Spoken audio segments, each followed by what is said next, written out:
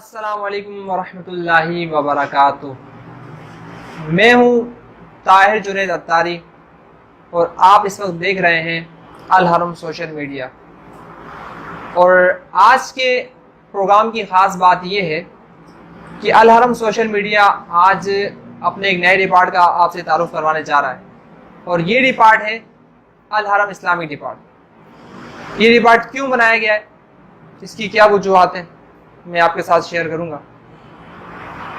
پہلی وجہ تو یہ کہ ہمیں شرعی مسائل سے آگاہی ہمارے پاس ہونی چاہیے، ہمیں آگاہ رہنا چاہیے، لہٰذا یہ ڈپارٹ آپ کو مختلف شرعی مسائل سے کے متعلق آگاہی دیتا رہے گا، اور ہمارے متعلقہ جو شرعی مسائل ہیں مختلف علماء کرام کے ذریعے سے آپ تک یہ مسائل پہنچائے جاتے رہیں گے۔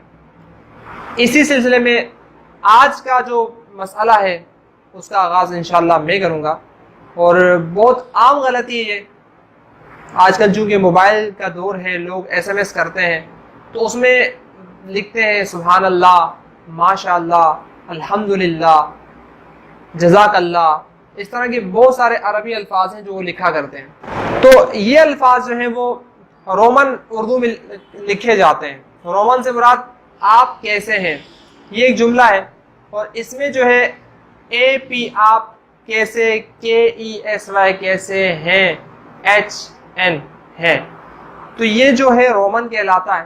اب اس کے اندر جزاک اللہ، ماشاء اللہ، الحمدللہ، اللہ اکبر، یہ ساری باتیں لکھنا جو ہے وہ منع ہے، ممنوع ہے۔ تو لہٰذا اس سے بچیں، خود بھی بچیں، دوسروں کو بھی بچائیں۔ اگر آپ یہی کہنا چاہتے ہیں کہ اللہ تبارک و تعالیٰ کو جزا خیر عطا فرمائے، جزاک اللہ آپ کہہ رہے ہیں، تو اس کا ترجمہ ہے اللہ کو جزا خیر عطا فرمائے، آپ اردو میں لکھ دیں اللہ کو جزا خیر عطا فرمائے۔